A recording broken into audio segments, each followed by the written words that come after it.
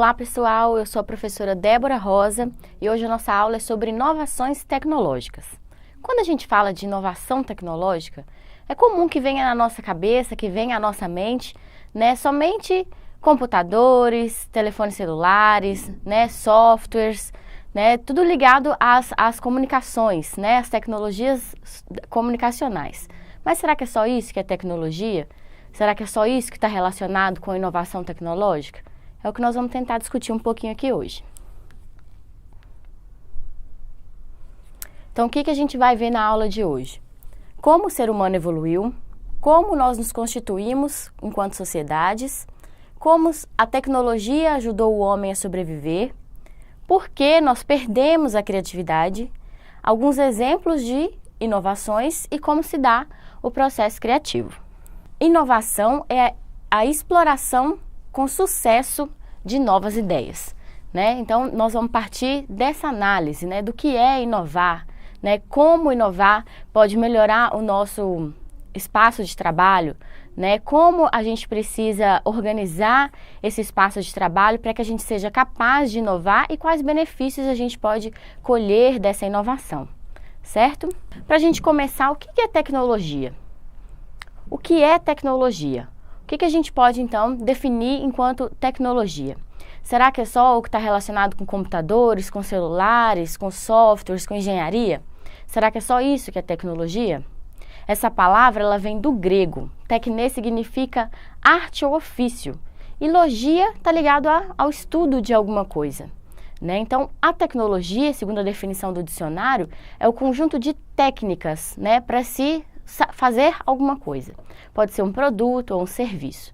Então, a tecnologia ela é o saber fazer. Não necessariamente está ligado à tecnologia da informação, que é tão presente na nossa vida hoje. É claro que no mundo cada vez mais digital, o nosso pensar precisa ser digital também.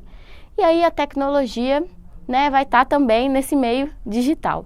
Mas tecnologia não é só isso, é muito mais amplo, E o surgimento da tecnologia se confunde com o surgimento do homem. E a gente vai ver isso. À medida que o homem vai evoluindo, a tecnologia vai evoluindo, E o domínio de novas tecnologias é crucial para que o homem possa sobreviver, para que o homem possa ir evoluir, com o passar do tempo. Então, como o ser humano evoluiu? Quando a gente fala de evolução do ser humano, sempre vem à nossa mente essa imagem, Essa imagem linear aqui da evolução humana, De uma espécie, depois a outra, até chegar, no Homo sapiens, que somos nós. Mas essa imagem ela é equivocada, O processo de evolução humana não foi um processo linear, Não se deu dessa maneira assim tão contínua. Essa imagem aqui representa muito melhor esse processo de evolução, Demonstra que não foi, de fato, um processo linear. Muita gente ainda comete o erro de dizer que o homem veio do macaco, Que a teoria da evolução diz que o homem veio do macaco. Charles Darwin nunca disse isso, Charles Darwin escreveu a teoria da evolução baseado na seleção natural. Então, ele pesquisou, viajou por várias áreas do mundo, remotas, como, por exemplo, a Ilha de Galápagos, como, por exemplo, também aqui a Amazônia, E estando nesses lugares aí pouco habitados pelo homem, ele conseguiu enxergar padrões de desenvolvimento em todas as espécies, Ele conseguiu enxergar que existiam indivíduos que sobreviviam e outros não. E que essa capacidade de sobreviver estava ligada à capacidade de se adaptar ao meio ambiente, Se adaptar ao meio em que esses indivíduos viviam. E isso se deu também com a espécie humana. Então, o que Darwin fala não é que os seres humanos vieram dos macacos. O que ele fala é que tanto os seres humanos quanto algumas espécies de macaco evoluíram do mesmo ancestral em comum, Então, aí, esse hominídeo ancestral deu origem a todos os hominídeos e também a algumas espécies de macaco. Então, para a gente poder compreender melhor como que se deu esse processo de evolução, o hominídeo mais antigo que a gente tem conhecimento até hoje é o Sahelanthropus decadensis, Ele é pequeno, peludo, mais semelhante mesmo aí aos macacos. Depois a gente teve o Australopithecus. O Australopithecus tinha braços longos e vivia em árvores, E ele conseguiu ocupar mais áreas do continente. A gente sabe que a vida surgiu na África, né? Até então, as evidências que nós temos dos fósseis mais antigos encontrados estão na África, certo?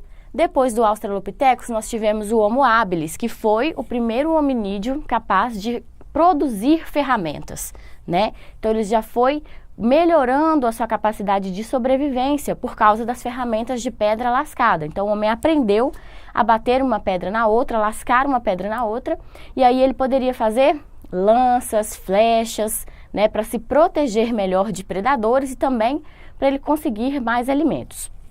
Depois nós tivemos o Homo erectus, que além da capacidade de utilizar ferramentas, ele também conseguia conviver em bandos e tinha uma organização de tarefas, além de ter aprendido a dominar o fogo. O domínio do fogo foi um grande marco para a evolução humana, né? A partir do domínio do fogo, o homem conseguia cozinhar seus alimentos, né? E aí ele tinha uma qualidade nutricional muito maior, também conseguia afugentar predadores, né? O fogo fazia com que os predadores não se aproximassem, né? Os grupos humanos pudessem se proteger. E ficou comprovado que a partir do momento que o homem passou a ingerir alimentos cozidos, até a sua capacidade cerebral aumentou, né? Então, aumentando a sua capacidade cerebral, ele podia cada vez mais ter ideias, ter criatividade, né? Para se desenvolver, para evoluir, se proteger e sobreviver. Depois nós tivemos o Homo neanderthalensis, ou o homem de Neandertal. O homem de Neandertal, ele tinha o cérebro maior que os demais, né? Além também da produção de ferramentas mais complexas, ele fazia rituais, né? Então, ficou comprovado que o homem de Neandertal, ele tinha capacidade de fazer rituais. E isso também é um marco no desenvolvimento, né? Porque já nos traz a informação de que eles possuíam crença, né? Então, isso também já nos mostra o quanto esse homem estava mais desenvolvido. E, por último, nós temos o Homo sapiens, que é a espécie de homem que nós somos, né? A espécie moderna, que tinha uma extensa capacidade cerebral, né? E que foi o homem que fez a Revolução Neolítica. O que foi a Revolução Neolítica? Foi quando o homem aprendeu a praticar a agricultura. E aí, isso muda tudo, né? Isso realmente revoluciona. Dentro da história, quando a gente usa a palavra revolução, significa que a gente teve uma grande mudança na ordem do sistema. Significa que a gente teve uma verdadeira mudança na forma como as pessoas vivem. Mas, professora, a aula não é sobre inovação tecnológica? Por que você está falando de pré-história? Porque é justamente isso que eu quero mostrar para vocês. Que a gente só tem mudanças quando a gente tem uma série de inovações tecnológicas. Então, o homem só foi capaz de fazer a Revolução Neolítica por causa das inúmeras inovações tecnológicas que ele foi fazendo aqui no período da pré-história, né? Então, inovações tecnológicas na pré-história? Sim. Né? Então, não são um novo conjunto de técnicas utilizadas para trazer melhorias para a vida das pessoas? Então, são inovações tecnológicas. A partir, então, pessoal, dessa Revolução Neolítica, né, do início da prática da agricultura, a gente vai ter a formação das primeiras cidades. Pois os seres humanos não precisam mais ser nômades, né, ficar em busca de alimentos, se mudando em busca de regiões que lhes ofereçam frutos e animais para serem caçados. Então, eles podem estabelecer moradia, né, em locais fixos, né, ocorrendo esse processo de sedentarização, que só foi possível por causa da prática da agricultura. E aí a gente tem o surgimento das primeiras cidades. Entre as primeiras cidades que a gente tem notícia, né, estão as cidades da Mesopotâmia. E aí eu trouxe para vocês um exemplo aqui de inovação ocorrido lá nas cidades da Mesopotâmia. Os sumérios, pessoal, eles desenvolveram técnicas para dominar as águas do rio Tigre e do rio Eufrates, né? Assim como todas as primeiras civilizações, os sumérios se estabeleceram próximos de rios, né? Todas as primeiras cidades foram assim, próximas das águas dos rios, não só pela água em si, para a sobrevivência, como pela fertilidade que essa água trazia, né, para o seu entorno, para que fosse possível aí a prática da agricultura.